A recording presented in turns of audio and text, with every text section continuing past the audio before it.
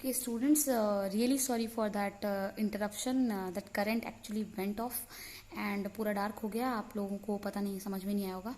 So I'm continuing this video. ठीक है, continuing this video. So I wish आपको समझ में आए. ठीक है, सो क्या लिखा हुआ है यहाँ पर? By addition of electrolyte. क्या है? Addition of electrolyte. तो when excess of electrolyte is added the colloidal particle are precipitate. मैंने बताया था अगर थोड़ा इलेक्ट्रोलाइट डालो तो आपका कोलाइडल जो लायोफोबिक सॉल्ट्स है वो आपके स्टेबल हो जाते हैं. ठीक है, बट जब आप एक्सेस इलेक्ट्रोलाइट डालोगे तो क्या होगा? कोलाइडल पार्टिकल आर प्रेसिपिट हो जाएंगे. This is the reason is that colloid. क्या रीजन है इसके पीछे? That colloid interact with ion carrying charges opposite to that present on themselves. मतलब जो आयन जो आप इलेक्ट्रोलाइट डाल रहे हो, जैसे फॉर एग्जांपल आपके सॉल में पॉजिटिव सॉल है, आप NaCl डाल रहे हो, तो अगर बहुत ज़्यादा डालोगे तो क्या होगा? Na+Cl-. तो जो इसमें ये पॉजिटिव है, ये नेगेटिव है, तो जो नेगेटिव चार्ज आयन है वो जाके इसके साथ इंटरेक्ट करेगा. वंस इंटरेक्ट कर करके इसके ऊपर पूरा लेयर बना लेगा और कोगुलेट हो जाएगा. ठीक है, तो वही लिखा है. The reason is that colloids interact with ions carrying charge opposite to the charge present on themselves. This causes what? इसकी वजह से न्यूट्रलाइजेशन हो जाता है and leading to what? Coagulation. Neutralise हो जाएगा एंड लीडिंग टू कोगुलेशन हो जाएगा, प्रेसिपिटेशन हो जाएगा. The ion responsible for neutralisation of charge on the particle is called coagulating ion. अब जो आयंस होती हैं जो कि रिस्पॉन्सिबल होती हैं फॉर व्हाट? न्यूट्रलाइजेशन. ये जो आयंस होते हैं जो न्यूट्रलाइजेशन के रिस्पॉन्सिबल होते हैं of charge on the particles is called what? It's called as coagulating ion. उनको बोलते हैं कोगुलेटिंग आयन. जो बेसिकली जो इलेक्ट्रोलाइट्स हम डालते हैं जिसकी वजह से न्यूट्रलाइजेशन हो रहा है उनको हम कोगुलेटिंग आयन बोलते हैं. And negative ion causes precipitation of positively charge salt. अगर कोई नेगेटिव आयन है वो पॉजिटिव प्रेसिपिटेशन किसका करेगा? पॉजिटिवली चार्ज सॉल्ट का. अगर आपका पॉजिटिवली चार्ज सोल है, आपका पॉजिटिवली चार्ज सॉल्ट है तो आपका नेगेटिवली चार्ज आयन उसका प्रेसिपिटेशन करेगा. एंड अगर आपका नेगेटिवली चार्ज सॉल्ट है तो उसका पॉजिटिव आयन प्रेसिपिटेट करेगा. ठीक है, प्रेसिपिटेशन करेगा. तो आई थिंक अभी तक यहाँ तक क्लियर हो गया होगा स्टूडेंट्स. अब now what we are going to understand.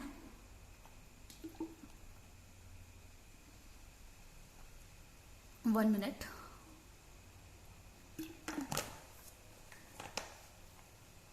Yes.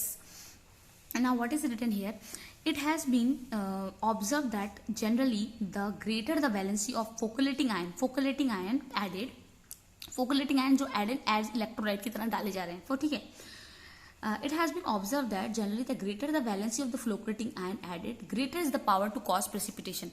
मतलब जितना ज़्यादा strong foculating ion और जितना ज़्यादा great valency का अगर foculating ion डाल रहे हो उतना ही great आपका power होगा precipitation का, उतनी जल्दी precipitation बनेगा. ठीक है, और ये particular rule क्या है आपका? Hardy-Seuss rule. ठीक है, Hardy-Seuss रूल है ये आपका. ठीक है, बेसिकली क्या मतलब इसका? Greater the valency of flocculating ion जो हम डाल रहे हैं, फोकुलेट कर रहा है, उसका जितना ज़्यादा वैलेंसी होगा, जितना ज़्यादा उसका ऑक्सीडेशन स्टेट होगा, उतना ज़्यादा आपका क्या होगा? पावर होगा to cause what? Precipitation. And इसको ही क्या बोला जाता है? इसको बोला जाता है हार्डी-सूस रूल. ठीक है, in the coagulation of negatively salt. ठीक है, in the coagulation of negative salts the flocculating power is in the order. अगर जब आपको एक नेगेटिव सॉल्ट का कोगुलेशन करना है तो आपको क्या देखना है? आपको पावर देखना है पॉजिटिव आयन का. किसका? Positive ion. जितना ज़्यादा वैलेंसी होगी, जितना ज़्यादा पावर होगा उनके ऊपर, उतना ही ज़्यादा वो आराम से प्रेसिपिटेशन करेगा. अब देखो, आप नेगेटिव आयन आपका सॉल्ट है तो आप क्या लोगे? पॉजिटिव. जैसे एल्यूमिनियम है, एल्यूमिनियम का चार्ज कितना होता है? एल्यूमिनियम 3+ होता है, राइट. उसके बाद आपका बैरियम 2+ होता है, सोडियम Na+ होता है. तो इन सब में से सबसे ज़्यादा प्रेसिपिटेटिंग पावर किसका होगा? सबसे ज़्यादा चार्ज किसका है? इसका है. वैलेंसी सबसे ज़्यादा इसकी है, तो इसका, फिर इसका, फिर इसका. तो इसका पावर ये होगा कि in the coagulation of negatively charge salt the flocculating power of these ions is in the order. Aluminium सबसे ज़्यादा, उसके बाद बैरियम, उसके बाद सोडियम. ठीक है, तो इतना अभी क्लियर हुआ होगा. ठीक है, now what is written here? Similarly in the coagulation of what? Positively salt. Positive salt, अगर आपका सॉल्ट जो है पॉजिटिव, तो जो फोकुलेटिंग आयन क्या होंगे? फोकुलेटिंग आयन नेगेटिव होंगे. जितनी ज़्यादा नेगेटिव वैल्यू होगी उतना ज़्यादा उसका फोकुलेटिंग पावर होगा. ठीक है, the flocculating power is in the order. अब देखो, ये FeCN6 4- PO4 3- SO4 2- Cl. तो सबसे ज़्यादा फोकुलेटिंग पावर इसका होगा क्योंकि इसका क्या है? क्या लिखा हुआ है? इसका पॉजिटिव चार्ज सबसे ज़्यादा है, वैलेंसी सबसे ज्यादा है, तो वही लिखा था greater the valency of the flocculating ion, जितनी ज्यादा वैलेंसी ग्रेटर होगी उतना ही ज्यादा उसका polarising power, sorry not polarising, उसका पावर होगा टू कॉज प्रेसिपिटेशन. और you can say that coagulation of positive salt the flocculating power in the order, और जितना ज्यादा उसका फोकलेटिंग पावर होगा, ठीक है, ये बोल सकते हैं. So the minimum concentration of electrolyte is in millimole per litre. जो मिनिमम कंसंट्रेशन होता है इलेक्ट्रोलाइट का in millimole per litre required to cause precipitation. तो जो मिनिमम कंसंट्रेशन, हम इलेक्ट्रोलाइट बेसिकली कितना डालते हैं, 2-3 बूंद. और अगर आपको पता होगा 1 जो मिलीमीटर जो होता है, मिलीलीटर, ठीक है, जो मिलीलीटर होता है उसके अंदर 20 ड्रॉप्स तक आते हैं. मैंने आपको बताया था शायद आगे की क्लास में 20 ड्रॉप्स के तक आते हैं, ठीक है. तो क्या लिखा है, the minimum concentration of an electrolyte, जो इलेक्ट्रोलाइट का मिनिमम कंसंट्रेशन होता है in millimole per litre, millimole per litre में होता है, ठीक है, मिलीमोल, ठीक है. आप सोचो मिलीमोल और भी छोटा यूनिट है, ठीक है, मिलीलीटर तो तभी कम था, उसमें 20 ड्रॉप्स होती हैं, ठीक है. In millimole per litre required to cause precipitation of salts in 2 hours. तो जो मिनिमम कंसंट्रेशन यूज करते हैं जब हम इलेक्ट्रोलाइट का, बहुत मिनिमम कंसंट्रेशन, मिलीमोल मतलब मोल का, नॉर्मली कंसंट्रेशन का यूनिट क्या होता है हमारा, कंसंट्रेशन का यूनिट होता है हमारा मोल डिवाइडेड बाय टाइम, राइट. हमारा कंसंट्रेशन यही होता है. क्या कर रहे हैं हम, मोल की जगह मिली मोल पर लीटर से डिवाइड कर रहे हैं, ठीक है, लीटर से डिवाइड कर रहे हैं, ठीक है. वॉल्यूम कंसंट्रेशन क्या होता है आपका, देखो कंसंट्रेशन होता है, not time, sorry I have written wrong. Concentration होता है आपका number of moles divided by volume, right. Number of moles divided by volume, या number of moles is concentration by in multiply volume. तो moles की जगह पे मिली मोल और volume की जगह लीटर, ठीक है.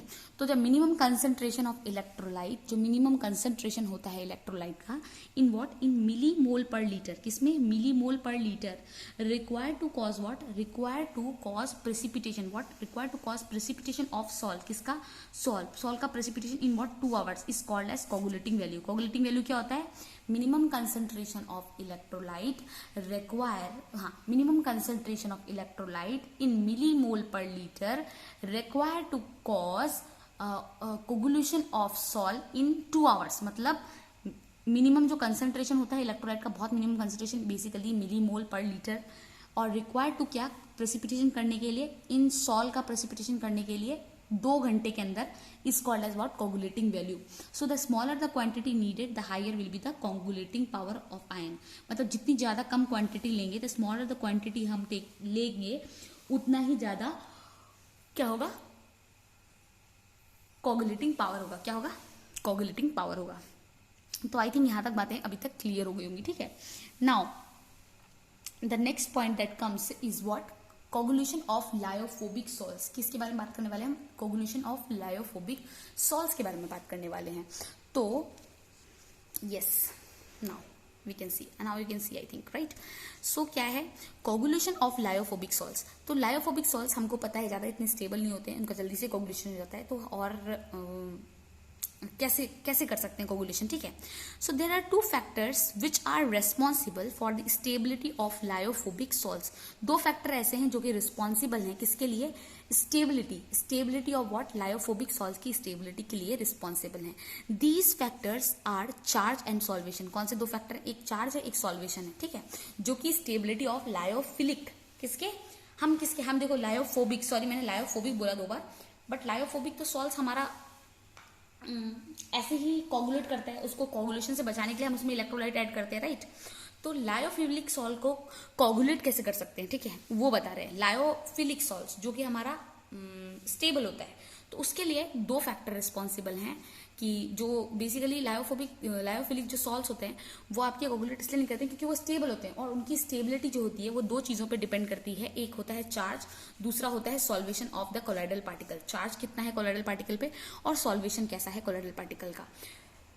When these 2 factors are removed, जब ये 2 फैक्टर को रिमूव कर देते हैं, एक lyophilic salt can be coagulated, और लायोफिलिक सॉल्ट क्या होता है, कोगुलेट हो सकता है. This is done first by adding an electrolyte. ये कैसे हो सकता है, हम एक इलेक्ट्रोलाइट उसमें ऐड करें. Number 2 by adding a suitable solvent, एक सुटेबल सॉल्वेंट ऐड करें या सुटेबल इलेक्ट्रोलाइट ऐड करें. तो बेसिकली जो आपका लायोफिलिक सॉल्ट्स होते हैं वो कोगुलेट इसलिए नहीं करते हैं क्योंकि जो लायोफिलिक सॉल्ट्स होते हैं वो स्टेबल होते हैं, ठीक है, इसलिए वो कोगुलेट नहीं करते. तो जो उनकी स्टेबिलिटी होती है वो 2 फैक्टर पे डिपेंड करती है, चार्ज ऑन सॉल्वेशन। अगर हमको उनको कोगुलेशन कराना है तो हमको ये चार्ज और सॉल्वेशन वाली चीज़ को हटाना पड़ेगा। तो उसको हटाने के लिए हम क्या कर सकते हैं, हम फर्स्ट चीज़ कर सकते हैं उसमें इलेक्ट्रोलाइट ऐड कर सकते हैं, दूसरी चीज़ हम उसमें सुटेबल सॉल्वेंट डाल सकते हैं, ठीक है। उसके बाद क्या होगा, when solvent such as alcohol, अब जब अल्कोहल सॉल्वेंट की जगह हम alcohol acetone are added to hydrophilic salts, मतलब मान लो अब जैसे फॉर एग्जांपल आपने सॉल्वेंट यूज किया अल्कोहल एसीटोन, ठीक है, आपको पता है ये सब तो स्पिरिट्स हैं, ठीक है, are added to what hydrophilic salts, hydrophilic मतलब जो वाटर लविंग सॉल्ट्स होते हैं, the dehydration of disperse phase occurs, क्या होगा, अब क्या होगा, डिस्पर्सन डिहाइड्रेशन, वाटर उसमें से उड़ जाएगा, ठीक है।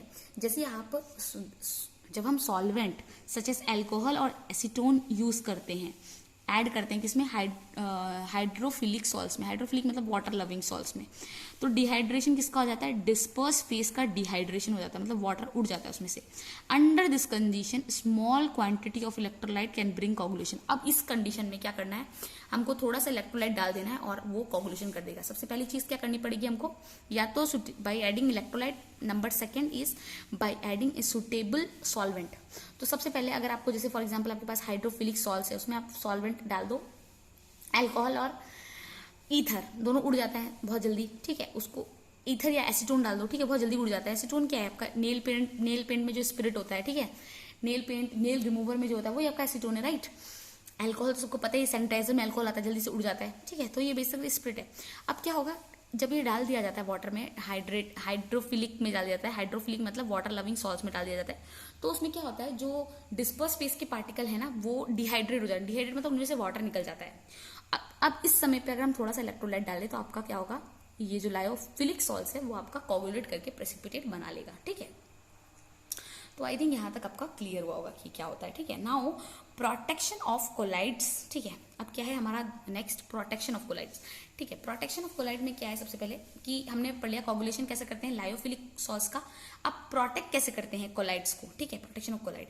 तो जो lyophilic salts are more stable than lyophobic salts, हमको पता है लायोफिलिक जो सॉल्ट्स होते हैं वो ज्यादा स्टेबल होते हैं, किसके कंपैरेटिव, लायोफोबिक सॉल्ट्स के कंपैरेटिव ये ज्यादा स्टेबल होते हैं। This is due to the fact that lyophilic, ये किस लिए होते हैं, lyophilic colloids are extensively solvated, क्यों होता है ऐसा, क्योंकि जो लायोफिलिक कोलाइड्स होते हैं वो एक्सटेंसिवली सॉल्वेटेड होते हैं, दैट इज कोलाइड पार्टिकल, जो कोलाइड पार्टिकल्स होती है are covered by a sheet of liquid which in which they are disperse, जो कोलाइडल पार्टिकल होते हैं वो बेसिकली एक शीट से कवर होते हैं जिसमें वो डिस्पर्स होते हैं, ठीक है। Now this lyophilic colloids have a unique property of protecting lyo, ये मैं आपको पहले ही बता चुकी हूँ कि ये कैसे बचाता है। अब क्या है, जैसे फॉर एग्जांपल लायोफोबिक आपका कोलाइड है, ठीक है, वो आपका ज्यादा स्टेबल नहीं होता है, बट अगर आप उसमें थोड़ा सा लायोफिलिक कोलाइड डाल दो तो क्या करेगा, वो लायोफिलिक कोलाइड जाके लायोफोबिक कोलाइड के, जैसे फॉर एग्जाम्पल मान लो ये आपका लायोफिलिक कोलाइड है, ठीक है, अब इसमें आप थोड़ा सा लायोफोबिक कोलाइड है जो कि बिल्कुल स्टेबल नहीं है, ठीक है, इसमें आप थोड़ा सा लायो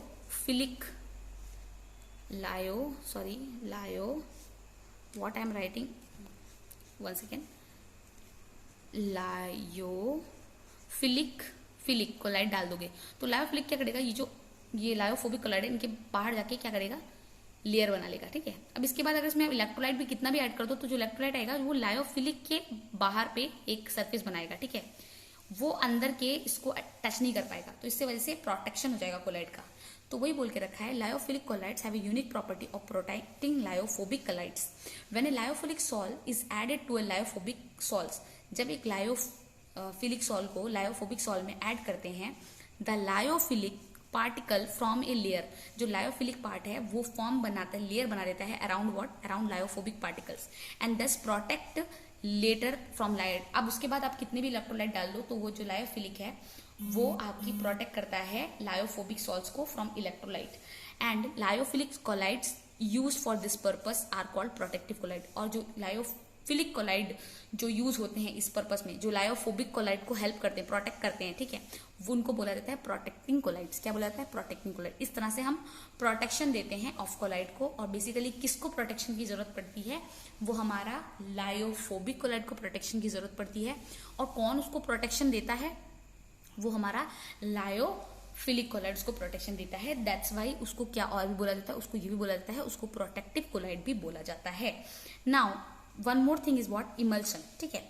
इमल्शन जो है, ये जो टॉपिक है, बेसिकली क्या होता है इमल्शन। इमल्शन मतलब होता है, हमने सॉल्व्स पढ़ लिया, ठीक है, हमने सॉल्व्स पढ़ा। आपको याद होगा जब हम इसके बारे में डिस्कशन कर रहे थे तो हमने यहाँ पे एक चार्ट देखा था, ठीक है। सॉल्व किसको बोलते थे, सॉलिड डिस्पर्स फेज में सॉलिड है और डिस्पर्सन मीडियम में लिक्विड है, तो हम उसको क्या बोलते हैं, सॉल्व बोलते थे।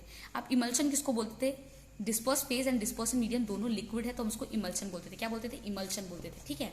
तो हमको इसमें सॉल्व्स के बारे में अच्छे से पढ़ना था, डिटेल में किसके बारे में पढ़ना था, सॉल्व्स के बारे में अच्छे से पढ़ना था और इमल्शन के बारे में पढ़ना था। तो इमल्शन बेसिकली क्या होता है, लिक्विड लिक्विड कोलाइडल सॉल्यूशन होता है, ठीक है, कोलाइडल सिस्टम होता है। तो इसमें जो डिस्पर्स फेज, जैसे कि सॉल्यूट, सॉल्यूशन के कंटेक्स्ट में हम उसको सॉल्यूट बोल सकते हैं, राइट। तो डिस्पर्स फेज के पार्टिकल, डिस्पर्सन मीडियम दोनों क्या होता है आपका, लिक्विड होता है। तो उसके दो तरह के होते हैं, ठीक है, बेसिकली दो टाइप का होता है ये इमल्शन जो होता है हमारा, ठीक है। एक होता है ऑयल डिस्पर्स इन वाटर, दूसरा होता है water disperse in oil. So starting with these are liquid liquid colloid, although ये आपके सिलेबस से निकाल दिया गया है, but yes, when I'm taking class I don't know, I feel very thirsty, yes. So basically आपके सिलेबस से निकाल दिया गया, but it is a very small topic, so I thought I'll cover this in this video. तो these are what, ये क्या है आपका लिक्विड लिक्विड कोलाइडल सिस्टम है, the dispersion of finally divided droplet in another liquid. But dispersion होता है finally divided droplet का, fine मतलब बहुत पतली, बहुत छोटे, उनका ड्रॉपलेट का अनदर लिक्विड में डिस्पर्सन होता है, ठीक है।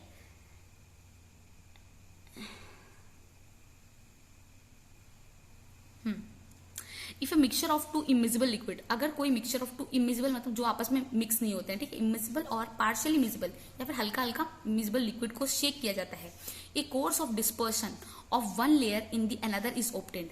क्या होगा, मान लो कोई दो इमिजिबल लिक्विड्स आपने ले लिया, उनको मिला दिया, दो इमिजिबल या फिर पार्शियली मिजिबल लिक्विड को ले लिया। मिजिबल मतलब जो आपस में मिल जाते हैं, घुल जाते हैं, ठीक है। तो इमिजिबल मतलब क्या, जो आपस में नहीं मिलेंगे। तो मान लो दो मिक्सचर ले लिया आपने लिक्विड्स का, और हमारा सॉल्व तो वही होता है ना, आपस में अगर मिल जाएगा, घुल जाएगा तो सॉल्यूशन बन जाएगा। सॉल्व कोलाइड सॉल्व नहीं, इमल्शन और कोलाइड सिस्टम तो वही होता है जहां पर मिलता नहीं है, ठीक है। तो हम mixture of two immiscible liquid ले लेते हैं, और वो इमिजिबल लिक्विड को पार्शियली या फिर टोटली इमिजिबल ले लो या फिर पार्शियली इमिजिबल ले लो, उसको शेक करो, ठीक है। तो एक डिस्पर्सन टाइप ऑफ एक कोर्स हो जाएगा किसका, dispersion of one layer in the other layer, ठीक है, in other is obtained, and this is what is called as emulsion. और इस फेनोमेनन को कहते हैं इमल्शन। जब हम क्या करते हैं, दो इमिजिबल लिक्विड या पार्शियली इमिजिबल लिक्विड को लेते हैं, उसको शेक करते हैं, एक डिस्पर्सन हो जाता है वन लेयर का दूसरी लेयर पे, that is what called as emulsion. Generally one of the two liquid is water. Generally क्या होता है, दोनों में से एक जो लिक्विड होती है, हम लोग इमल्शन में दोनों लिक्विड यूज कर रहे हैं ना, तो दोनों में से एक जो लिक्विड होती है वो क्या होती है, वो इधर वाटर होती है, and they are of two types, दो टाइप के होते हैं, ठीक है। First is oil dispersed in water, मतलब ऑयल आपका डिस्पर्सन फेज है, डिस्पर्स्ड फेज है, एंड वाटर आपका डिस्पर्सन मीडियम है, ये होता है। इसको हम बोलते हैं O oil slash water type, ठीक है। मतलब ऑयल आपका डिस्पर्स्ड फेज है, ओ वाला आपका डिस्पर्स फेज है, डिस्पर्सन मीडियम है। दूसरा होता है वाटर डिस्पर्स इन ऑयल, मतलब वाटर आपका डिस्पर्स फेज है और ऑयल आपका डिस्पर्सन मीडियम है, ठीक है। यहां तक अभी क्लियर हुआ होगा। Now in the first system water act as a dispersion medium, मैंने बताया फर्स्ट सिस्टम में वाटर आपका डिस्पर्सन मीडियम के तरह एक्ट करता है। The example of this type of emulsion are milk. Milk में थोड़ा बहुत ऑयल रहता है, घी जैसा रहता है, तेल तेल, तो मिल्क इसका एग्जाम्पल है। मिल्क एक तरह का वाटरी टाइप हो गया, राइट। तो मिल्क में आपका जो वैनिशिंग क्रीम रहती है, क्रीम थोड़ा, ठीक है ना, वैनिशिंग क्रीम भी एक तरह की, उसमें से ऑयल निकलता है, राइट। तो वो हो गया ऑयल इन वाटर का example. And in milk liquid fat is what, हाँ, जो ये मिल्क होता है उसमें लिक्विड जो फैट होता है वो आपका डिस्पर्स्ड इन वाटर होता है, ठीक है। वाटर ही है, मिल्क आपका वाटर ही है ना, हम उसको लिक्विड मान रहे हैं, वाटर ही है।